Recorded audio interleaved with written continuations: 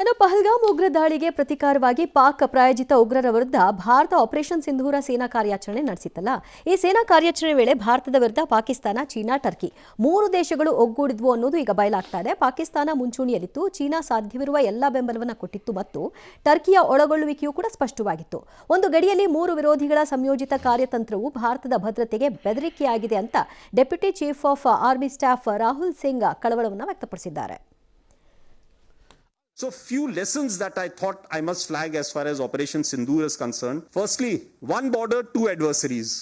So we saw Pakistan one side, but adversaries were 2. And if I would say actually 4 or 3 actually. Pakistan was the front face. We had China providing all possible support. And it's no surprise because if you were to look at statistics, in the last 5 years, 81% of the military hardware that Pakistan is getting is all Chinese, 81%. ಇನ್ನೊಂದು ಟೆರರಿಸ್ಟ್ಗಳ ಮೂರನೇದು Turkey sir. ಟರ್ಕಿನಾ? Okay, ನನ್ನ ಪ್ರಕಾರ 4 ಆಗ್ಬೋದು ಅನ್ಕೋತೀನಿ ಫ್ಯೂಚರಲ್ಲಿ. ಹೀಗೆ ಮುಂದೆ ಅವನು Israel as A policy ತನ್ನ ದೇಶಕ್ಕೆ ಶತ್ರುವಾಗಿ ಘೋಷಿಸುವವರ ಪೈಕಿ ಕೆಲವ್ರನ್ನ ಎಲಿಮಿನೇಟ್ ಮಾಡುತ್ತೆ. ನಾವು ವಿ ಶುಡ್ ಟೇಕ್ ದಿಸ್ ಪಾಲಿಸಿನ. ಈಗ ಫಾರ್ ಎಕ್ಸಾಂಪಲ್ ಆ ಬಾಂಗ್ಲಾದೇಶದ ಯೂನುಸ್ಸು ಶುಡ್ ಬಿ ಎಲಿಮಿನೇಟೆಡ್. ಅದರಲ್ಲೇನು ಹೆದರ್ಕೋಬಾರ್ದು ನಾವು.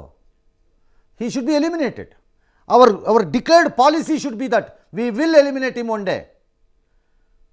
ಆ ನಿರ್ಧಾರಕ್ಕೆ ಬರಬೇಕು. ಬಾಂಗ್ಲಾದೇಶು ನೆಕ್ಸ್ಟ್ ಸೇರಿಸ್ಕೊಳ್ಳಿ, 4 ಆಗುತ್ತೆ. ಪ್ಲಸ್ ಟೆರರಿಸ್ಟ್ಗಳನ್ನು ಒಂದು ಸೇರಿಸ್ಕೊಳ್ಳಿ ಗುಂಪನ್ನು. ಯಾಕಂದರೆ ಅವು ಒಂದು ಪ್ರತ್ಯೇಕ ಸಂಸ್ಥಾನ ಇದ್ದಂಗೆ ಅವು ಇದೆ.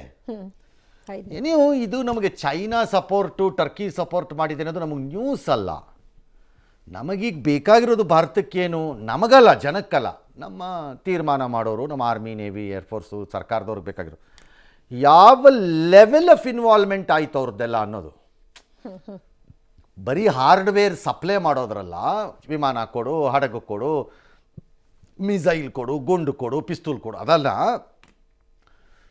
ಸ್ಯಾಟಲೈಟ್ ಬೇಸ್ಡು ಮಾಹಿತಿಗಳ ಯಾವುದು ಅನ್ನೋದು, ಅದಕ್ಕೆ ನಾವು ಆಗಬೇಕಾ ತಯಾರಿ ಇಂಪಾರ್ಟೆಂಟ್. ಸ್ಯಾಟಲೈಟ್ ಬೇಸ್ಡ್ ಮಾಹಿತಿಗಳನ್ನು ಕೊಟ್ಟಿದ್ದಾರೆ ಇದರಲ್ಲಿ ಅಂತ. ಅದನ್ನೇ ನಮ್ಗೆ ಇಂಪಾರ್ಟೆಂಟ್. ಆಗ ನಾವು ಫೇಸ್ ಮಾಡೋಕ್ಕೆ ತಯಾರಿಯನ್ನು ಮಾಡ್ಕೋಬೋದು. ಅದಿಲ್ಲಾಂದರೆ ಮಾಡ್ಕೋಬೇಕು ಅಂತೇನಿಲ್ಲ. ಯಾಕಂದರೆ ministry of external affairs, home ಮಿನಿಸ್ಟ್ರಿಲಿ ಬುದ್ಧಿವಂತರಿದ್ದಾರೆ ನೋಡಿಪ್ಪ. ಆ ಹಾಕಿ ಪ್ಲೇಯರ್ಗಳು ಯಾರನ್ನಾರು ಕರ್ಕೊಂಬಂದು ಅವ್ರಿಗೇನಾರು ಇಲ್ಲಿ ಡೆಲ್ಲಿನಲ್ಲಿ ಎಲ್ಲರೂ ಬಿರಿಯಾನಿ ತಿನ್ನಿಸ್ಬಿಟ್ಟು ಅವನ ಪಮೀರು ಆಮೇಲೆ ಆ ಜೋಕರ್ ಪ್ರೈಮ್ ಮಿನಿಸ್ಟರ್ ಏನಾರು ಸಮಾಧಾನ ಮಾಡೋಕ್ಕಾಗತ್ತೆ ನೋಡಿ, ಟ್ರೈ ಮಾಡಿ. ಅದಕ್ಕೆ ಅವಕಾಶ ಮಾಡ್ತಾರೆ. ಅಯೋಗ್ಯರು ತೊಗೊಂಬಂದು ಇಲ್ಲಿ ಹಿಂಗೆ ಹೇಳ್ತೀರಿ, ಅಲ್ಲಿ ಹಂಗೆ ಬಿಟ್ಕೊಂಡು ಕೂತ್ಕೋತೀರಿ. ನಿಮ್ಮನ್ನು ನಂಬಬೇಕಂತೆ ನಾವು. ಎಸ್